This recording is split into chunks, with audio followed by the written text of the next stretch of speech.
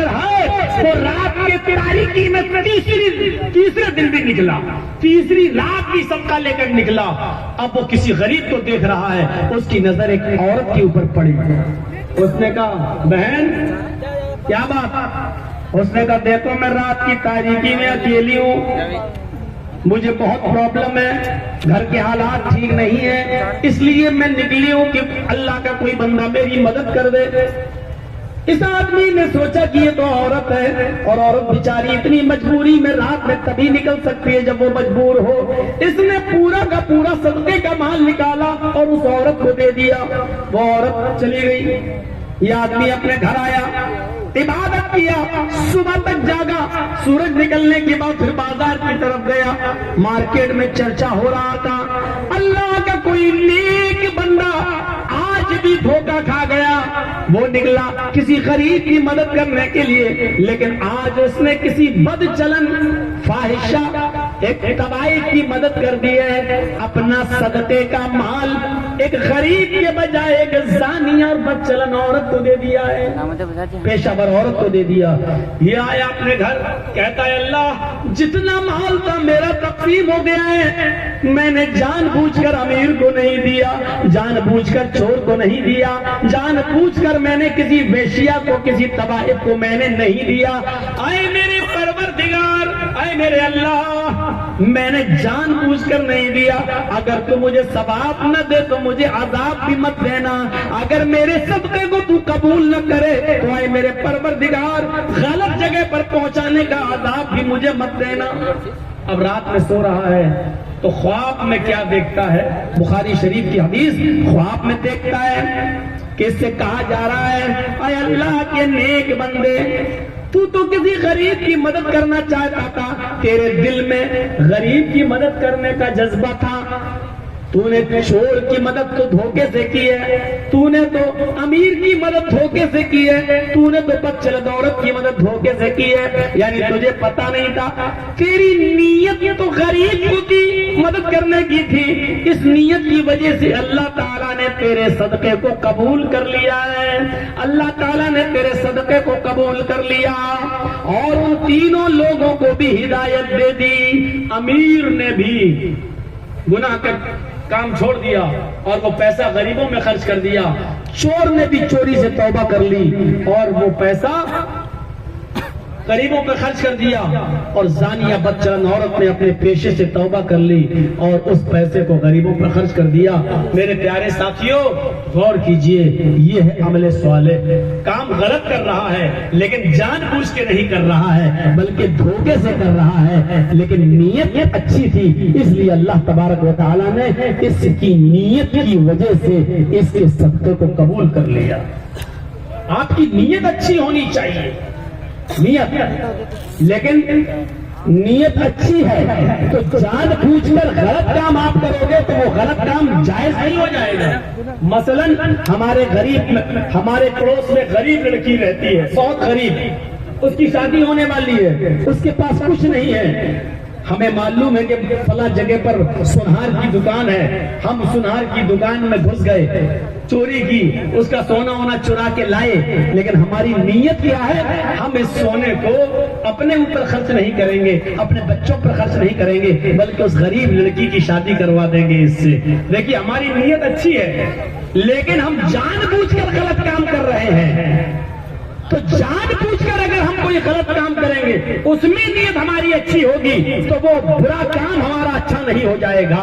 اگر دھوکے سے ہم غلط کام کر رہے ہیں اور نیت اچھی ہے تو اللہ رب العالمین قبول کر لے گا. مثلا صدقہ ہم کسی غریب کو دینا چاہ رہے ہیں اور وہ آدمی اپنے آپ کو غریب بتا رہا ہے اور ہم دھوکے سے غریب سمجھ کر اس کی مدد کر رہے ہیں، لیکن وہ امیر آدمی ہے، تو اللہ رب العالمین صدقے کو قبول کر لے گا، کیونکہ ہماری نیت غریب کی مدد کرنے کی تھی، امیر کی مدد کرنے کی نہیں. دھوکے سے ہم نے کسی چور کو دے دیا، اللہ معاف کر دے گا اور اس صدقے کو قبول بھی کر لے گا اور ہمیں معاف بھی کر دے گا.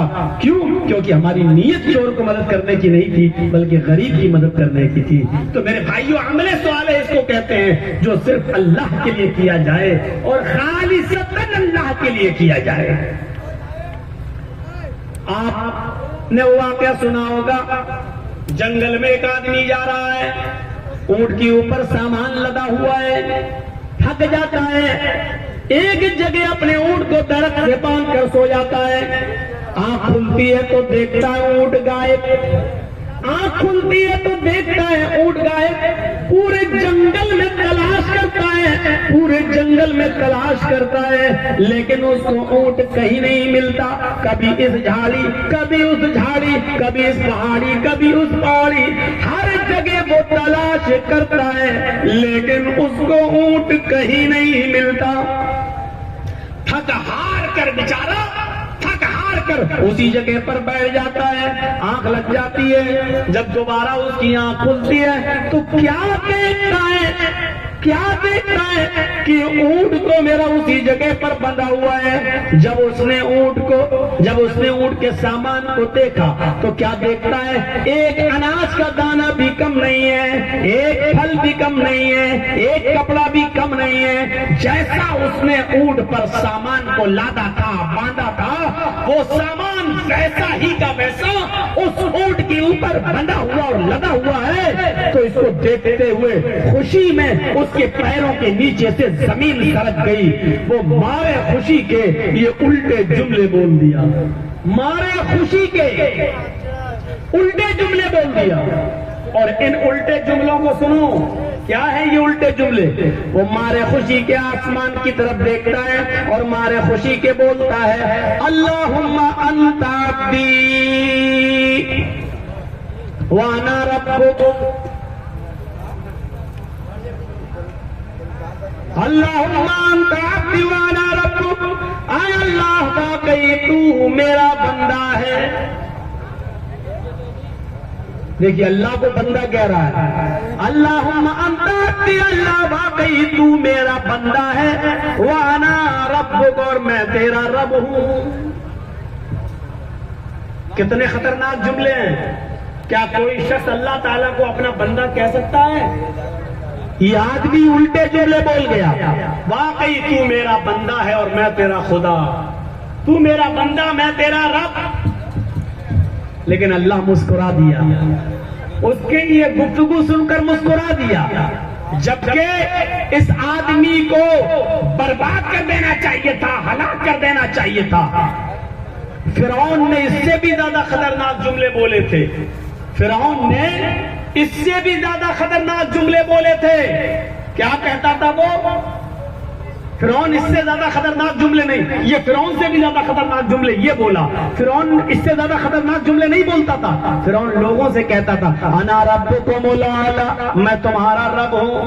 فرعون نے صرف اتنا کہا میں تمہارا رب ہوں، لیکن اللہ سے نہیں کہتا تھا اللہ میں تیرا بھی رب ہوں، وہ اللہ سے نہیں کہتا تھا۔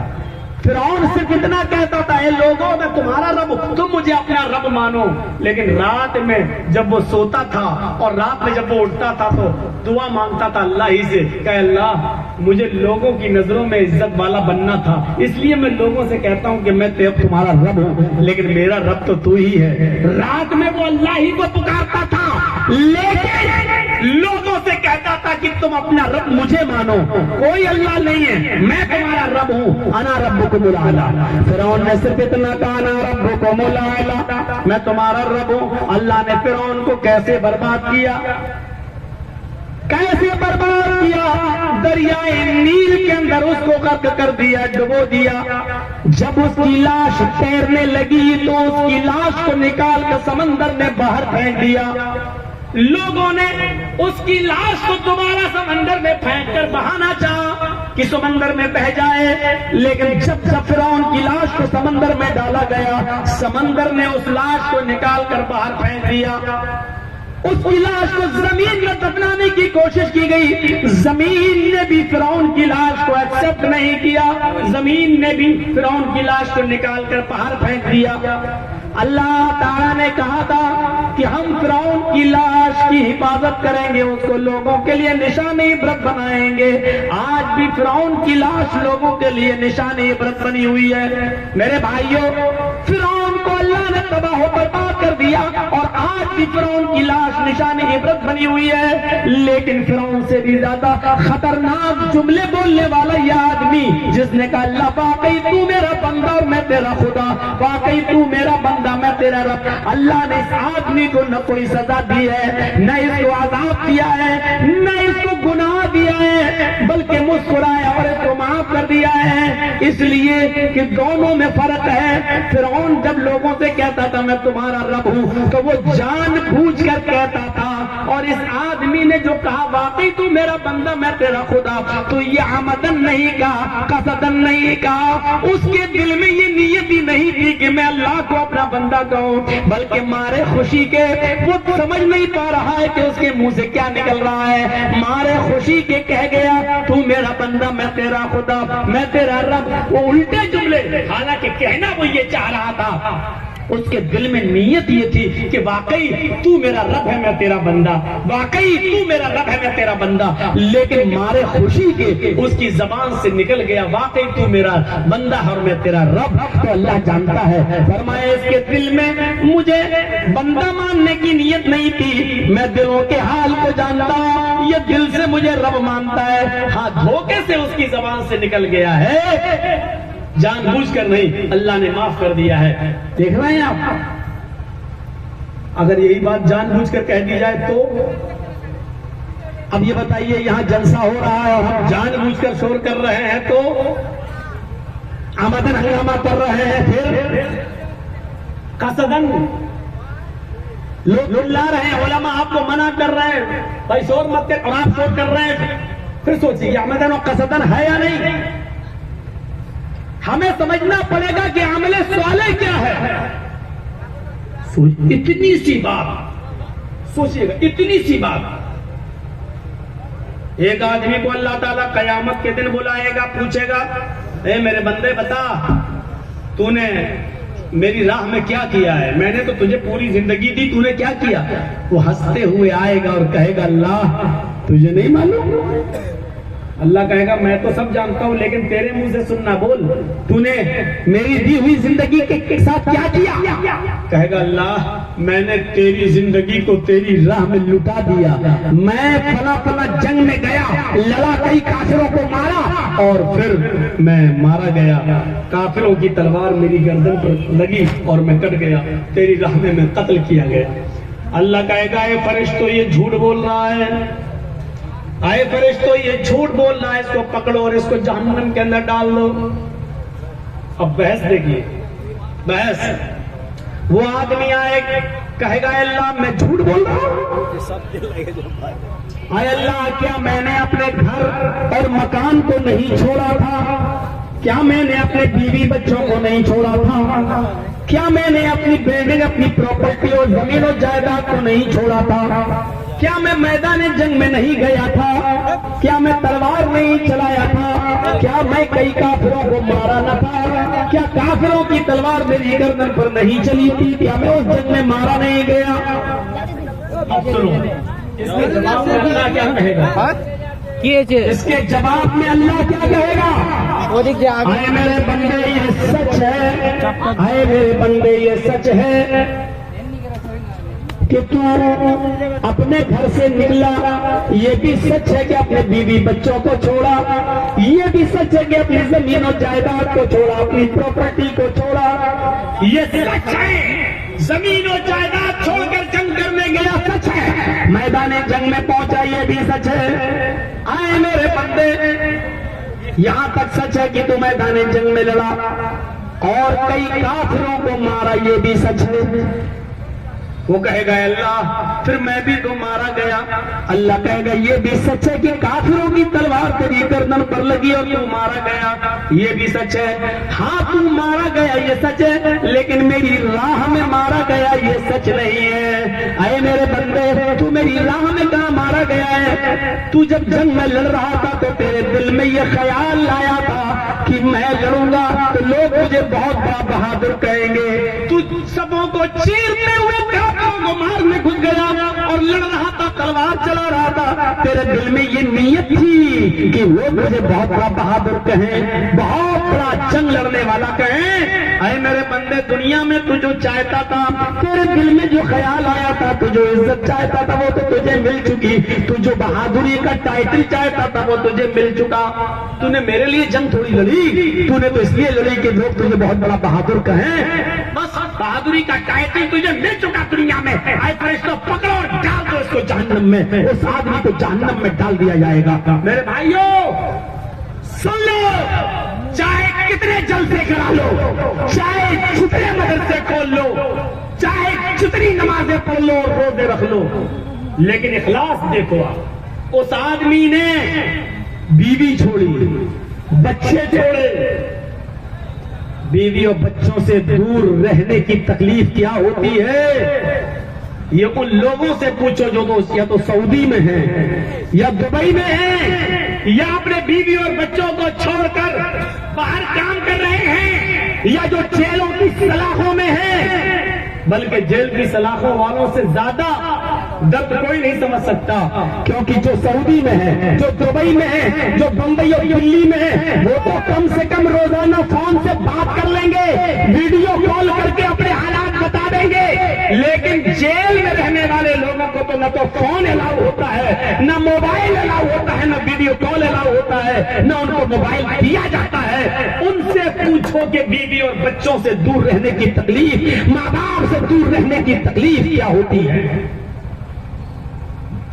جہاں یہ دعائیں ہوئی کہ اللہ جرجیت صاحب کی رہائی کا انتظام فرما، اللہ اپنے اس بندے پر رحم و کرم فرما، میں ایسے مولویوں کو بھی جانتا ہوں جنہوں نے یہ دعا کی کہ اللہ ان کو کچھ دن اور جیل میں رہنے دے تاکہ میری روزی روٹی چل رہی ہے وہ چلتی رہے۔ میں ایسے مولویوں کو بھی جانتا ہوں، اور میرے پاس اس کے پروف ہیں۔ میں ایسے مولویوں کو بھی جانتا ہوں کہ میری غیر موجودگی میں، جو کبھی میری موجودگی میں جن کی شکلیں نہیں دکھتی تھیں، وہ میری غیر موجودگی میں برساتی میڈک کی طرح نکلنے لگے، اور جو ہمارے بہت نزدیک ہونے کے باوجود بھی میرے بھائیوں ہماری شکل دیکھنے کے لیے ہم سے ملنے تک نہیں آ سکے۔ میرے پیارے ساتھیوں، تصور کرو کہ کیرل سے لوگ ملنے آئے، کشمیر سے ملنے آئے، ہم سے ملنے کے لیے لوگ دلی سے آئے، ہم سے ملنے کے لیے لوگ جھارکھنڈ سے آئے، بہار سے آئے، بنگال سے سب سے زیادہ آئے، یو پی کے چپے چپے سے لوگ آئے، اڑیسہ سے ملنے آئے، میرے پاس کرناٹک سے لوگ ملنے آئے، آندھرا پردیش سے لوگ ملنے آئے، ہم سے ملنے آئے یہاں سے لوگ، اور کوئی شخص 3 کلومیٹر 5 کلومیٹر کی دوری پر ہماری جیل سے رہ کر ہم سے ملنے نہ آ سکا ہو۔ میرے بھائیوں تصور کرو، ایسے لوگوں کو بھی میں جانتا ہوں، اور ایسے لوگوں کو بھی میں جانتا ہوں جنہوں نے باقاعدہ دعائیں کی ہیں، اللہ 6 مہینہ اور 1 سال اور ان کو جیل کی سلاخوں میں رہنے دے تاکہ ہماری کم سے کم روزی روٹی ہو جائے، ہماری کم سے کم دکان چل رہی ہے تو چلنے دو۔ ہائے یہ قوم کس حد تک گر چکی ہے اور جا چکی ہے۔ مجھے جب پتا چلا اور جب مجھے دکھایا گیا تو میں نے ان سے کہا کوئی بات نہیں، چماروں کی بد دعاؤں سے بھینسیں نہیں مرا کرتی ہیں، کوئی بات نہیں، اللہ بھی وہی دعا قبول کرتا ہے جو قبول کرنے کے لائق ہو۔ دعا کرنے کا حق ہے سب کو، لیکن سننے کا حق اللہ کا ہے، وہ وہی سنے گا جو جس کو وہ چاہے گا۔ چاہے تو ابراہیم علیہ السلام کو 85 سال تک بیٹا نہ دے، چاہے تو زکریا کو بھری جوانی میں اولاد نہ دے، اور بڑھاپے میں جب بال سفید ہو گئے ہو تب اللہ تعالیٰ ان کو بیٹا دے۔ یہ تو اللہ کی قدرت ہے۔ اتنی سی بات، بیوی چھوڑی بچے چھوڑے، بیوی بچوں کو چھوڑ کے کوئی آدمی میدان جنگ میں چلا جائے کتنی بڑی بات ہے۔ اس نے بیوی بھی چھوڑی، بچے بھی چھوڑے، ماں باپ بھی چھوڑے، گھر بھی چھوڑا، مکان بھی چھوڑا، پھر کھیتی چھوڑی، زمین چھوڑی، جائیداد چھوڑی، فیکٹری چھوڑی، سب کچھ چھوڑا، اور میدان جنگ جنگ میں گیا لڑا، کئی کافروں کو اس نے مارا بھی، کئی کافروں کو مارا بھی، اور مارتے مارتے خود مر بھی گیا، قتل بھی کر دیا گیا، لیکن اس قتل ہونے کے باوجود جہنم میں جا رہا ہے۔ غور کرو میرے ساتھیوں، غور کرو، عبادت کی روح کو سمجھنے کی کوشش کرو، عمل کو سمجھنے کی کوشش کرو، اخلاص کو سمجھنے کی کوشش کرو، عمل صالح کو سمجھنے کی کوشش کرو۔ بیوی چھوڑی، بچے چھوڑے، ماں باپ چھوڑے، زمین چھوڑی، جائیداد چھوڑا، گھر مکان چھوڑا، جنگ میں گیا، کئی کافروں کو مارا اور پھر خود مارا بھی گیا، سب کچھ ہوا، اپنی زندگی بیتے بیٹا، لیکن اس سب کے باوجود وہ کہا جا رہا ہے جہنم کے اندر گھسیٹتے ہوئے اس کو لے کے جایا جا رہا ہے۔ قصور اس کا کیوں چھوڑنے والا، یہاں تک کہ اپنی شان تک کو نچھاور کرنے والا کہاں جا رہا ہے جہنم میں۔ قصور کیا ہے؟ قصور یہ ہے کہ جنگ تو لڑا ہے، جہاد تو کیا ہے، لیکن نیت یہ تھی کہ لوگ مجھے بہت بڑا بہادر کہیں۔ ابھی تک ہوا نہیں ہے کام،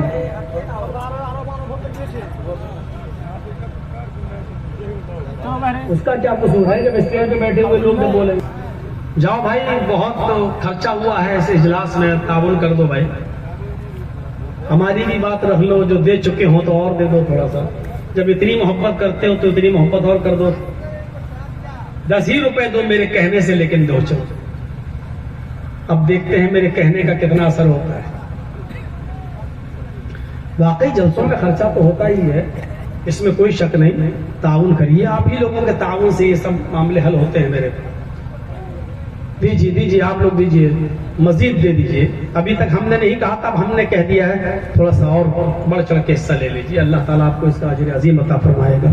اور نیت پہ سنی چکے ہو، اب اس نیت سے دو کہ اللہ رب العالمین ہمیں اس کا اجر عظیم عطا فرمائے، جو کچھ بھی ہو اللہ اتنا برکت عطا فرمائے۔ اب اس نیت سے دیکھ رہے اتنی سی بات پر جہنم میں جا رہا ہے، جبکہ اس سے بڑی قربانی کوئی دی؟ آپ تو ابھی 1 مہینے 1.5 مہینے کے بعد بکرے کی قربانی دے دیں گے، کسی بڑے جانور کی قربانی دے دیں گے، 7 لوگ اس میں حصہ لگا لیں گے، آپ جانور، اس نے تو بیوی کی قربانی دی، بچوں کی قربانی دی، ماں باپ کی قربانی دی، بھائی بہنوں کی قربانی دی، چل دیا، گھر مکان چھوڑ دیا، زمین جائیداد چھوڑ دی، کھیتی باڑی چھوڑ دی، فیلڈ چھوڑ دی، فیکٹری چھوڑ دی، میدان جنگ میں چلا گیا، لڑا، کئی کافروں کو مارا، ان کو جہنم میں پہنچایا بھی، لیکن پھر ایک کافر کی تلوار اس کی گردن پہ چل گئی اور یہ مر گیا، یہ شہید ہو گیا، لیکن اس کے باوجود جہنم میں جا رہا۔ کیوں؟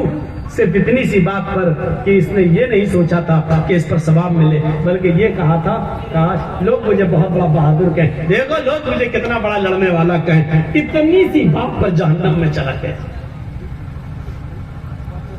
یعنی پورا جہاد بیکار، پورا جہاد بیکار۔ کوشش کریے آپ کوئی بھی عبادت کریں، اگر وہ اجتماعی نہیں ہے تو اکیلے میں کریں، زیادہ بہتر ہے۔ مثلا دعا، بہتر ہے کہ رات کے اندر تاریکی میں رات کے اٹھیے اور وضو بنائیے، اور رات کے تقریباً 2 بجے کے بعد 3 بجے کے بعد اٹھیے تو اور اچھا، وضو بنائیے، 2 رکعت نماز نفل پڑھیے، 4 پڑھیے، 6 پڑھیے، جتنی استطاعت ہو اتنی پڑھیے، اور اس کے بعد میں سجدے میں تو سجدے میں یا ویسے ہاتھ اٹھا کر یا ہاتھ چھوڑ کر جیسے چاہیں آپ دعا مانگیے، اللہ رب العالمین کے سامنے گڑ گڑائیے، وہ دعا آپ کی جو قبول ہوگی میرے بھائیوں، وہ مولوی جلجیز کے ہاتھ اٹھا کر دعا مانگنے سے اور آپ کے آمین آمین کہہ دینے سے مسئلہ حل نہیں ہو جائے گا۔ اس دعا میں جو برکت ہوگی وہ اس میں نہیں، اس دعا کے اندر جو تاثیر ہوگی وہ اس دعا میں نہیں۔ اس دعا کو قبول کرنے کے لیے اللہ 7ویں آسمان سے پہلے آسمان پہ آ جاتا ہے، عرش سے اتر کر وہ پہلے آسمان پر آ جاتا ہے اور کہتا ہے میرا کوئی بندہ جو مجھے پکارے میں اس کی پکار کو سنوں، ہے میرا کوئی بندہ جو مجھے پکارے میرے سامنے گڑ گڑائے میں اس کے رونے کو سنوں، میں اس کی فریاد سنوں، میں اس کا دامن بھروں۔ میرے بھائیوں یہ دعا ہونی چاہیے۔ اخلاص اسی کا نام ہے کہ کسی کو پتہ نہ چلے اور آپ مانگیے اللہ سے، گڑ گڑائیے اللہ سے، میں دہلی کے اس مدرسے کو آج بھی جانتا ہوں، اور جب میں دہلی جاتا ہوں تو اس مدرسے کا ایک چکر ضرور لگاتا ہوں، جس مدرسے کی بنیاد ایک بہت بڑے عالم دین نے رکھی تھی، جس مدرسے کی بنیاد ایک بہت بڑے عالم دین نے رکھی تھی، لیکن ان کا عمل آپ کو نہیں معلوم۔ ان کا عمل کیا تھا؟ نوجوانوں سنو اور رشک کرو گے آپ، سنو۔ آئے اپنے موبائل میں مولانا جرجیز کی سیلفیاں لینے والوں، اپنے گھروں پر آ کر مولانا کی سیلفیاں لے کر اپنے یار دوستوں میں شیئر کرنے والوں، اور یہ جتانے والوں کہ دیکھو میں مولانا سے مل کے آیا ہوں، دیکھو مولانا صاحب میری دکان پہ آئے تھے، دیکھو مولانا صاحب میرے گھر میں آئے تھے۔ آپ اپنی تکبر اور اپنا گھمنڈ جتانے والوں، اپنی موبائلوں میں سیلفیاں قید کرنے والوں، فوٹو کو لینے والوں، سنو، اللہ کے نیک بندے کس طریقے سے بچا کرتے تھے کہ لوگوں کے سامنے میرا چہرہ نہ آئے۔ میں ان کے بزرگ بیچارے مدرسہ چلا رہے ہیں، بنیاد رکھے ہیں، اور حال ان کا یہ تھا کہ جب رات ہوتی تھی عشاء کی نماز پڑھنے کے بعد وہ چپکے سے اپنے گھر سے نکلتے تھے۔ میرے مدرسے میں 50 بچے پڑھتے ہیں، 60 بچے پڑھتے ہیں، ان بچوں کا گزر بسر کیسے ہوگا؟ کسی کے سامنے ہاتھ پھیلانے میں، زکات لینے میں شرم آتی تھی کہ لوگ یہ نہ کہیں کہ دیکھو 100 روپے چندہ ملتا، 50 کھا لیتا ہوگا، 50 بچوں پہ خرچ کرتا ہے۔ اس طنز سے بچنے کے لیے وہ زکات وصول نہیں کرتے تھے، چندہ نہیں کرتے تھے، لیکن اس مدرسے کے بچوں کو کیسے پالا جائے، ان کے کھانے پینے کا انتظام کیسے ہو، اس کے لیے وہ رات کی تاریخ میں عشاء کی نماز کے بعد وہ گھر سے نکلتے تھے اور اسٹیشن پہ چلے جایا کرتے تھے، پلیٹ فارم پہ چلے جایا کرتے تھے۔ اس وقت ٹرینیں کوئلے کے انجن سے چلا کرتی تھی، بجلی کے تار سے نہیں، الیکٹرک انجن نہیں تھے، کوئلے والے انجن ہوا کرتے تھے۔ میرے بھائیوں، اس وقت وہ اسٹیشن پہ جایا کرتے تھے اور کلی گیری کا کام کیا کرتے تھے، لوگوں کا سامان اٹھا کر اپنے سر پر لاتے تھے اور ان کو باہر پر چھوڑنے جاتے تھے۔ پوری رات وہ جو کماتے تھے، صبح ہو کر وہ اپنے مدرسے کے بچوں پر وہ کمائی خرچ کرتے تھے۔ ایک دن آپ کسی بہار سے کچھ بچے پڑھنے کے لیے گئے، اسٹیشن پر اترتے ہیں دلی کے، رات کے 10 بجے ان کی ٹرین دلی پلیٹ فارم پہ پہنچتی ہے۔ ان بچوں کی نظر ایک لمبی داڑھی والے بزرگ کے چہرے پر پڑتی ہے جو کلی کے ڈریس میں ہے۔ ان بچوں نے اس کو بوڑھا سمجھ کر اور کلی سمجھ کر آواز دی، اور اپنا آدمی، اپنا بھائی سمجھ کر آواز دی، اے بابا ادھر آؤ، کلی ہو، سامان اٹھاؤ گے؟ لے کے چلو گے؟ کیا پیسے لو گے؟ بیٹا کہاں آئے ہو؟ کہے وہ یہ مدرسہ ہے نا فلاں جگہ، وہاں ہم پڑھنے کے لیے جا رہے ہیں، وہاں میں داخلہ لینا ہے۔ بیٹا جو مرضی ہو دے دینا۔ نہیں بابا پیسے بتاؤ کتنے لوگ ہیں؟ بچوں تم پڑھنے آئے ہو، قرآن پڑھنے آئے ہو، حدیث پڑھنے آئے ہو، جو من میں آئے دے دینا، نہ ہو کوئی بات نہیں، لاؤ بچوں سامان۔ وہ لڑکے کہتے نہیں پہلے پیسے بتاؤ۔ انہوں نے کہا میں نے بیٹا کہہ تو دیا، جو تمہاری مرضی ہوگی دے دینا، رکھ لیں گے۔ اور یہ کہتے کہتے اس نے ان بچوں کا سامان اپنے سر پر لاد لیا، اور لاد کر وہ سامان جب پہنچا باہر پلیٹ فارم کے باہر، ان بچوں کو کہا کہ لو یہاں سے بس مل جائے گی، اتنے نمبر کی بس اور فلاں جگہ چلے جانا۔ ان بچوں نے پیسے نکال کر اس بزرگ کی جیب میں ڈالنا چاہا۔ اس بزرگ نے وہ پیسہ ان بچوں کے ہاتھ میں تھماتے ہوئے کہا بیٹا تم لوگ اللہ کے نبی کے مہمان ہو، قرآن سیکھنے آئے ہو، حدیث پڑھنے آئے ہو، کیا مجھے اللہ کے رسول کے مہمانوں کی اتنی بھی خدمت کرنے کی توفیق نہیں ملنی چاہیے؟ مجھے پیسہ دو گے؟ کیا مجھے اتنا بھی ثواب لینے کا حق نہیں ہے کہ میں فری میں تمہارا سامان اٹھا دوں؟ تم رسول اللہ کے مہمان ہو۔ اور یہ کہہ کر ان کے پیسے واپس کر کے یہ بزرگ چل دیتا کلی کا کام کرنے۔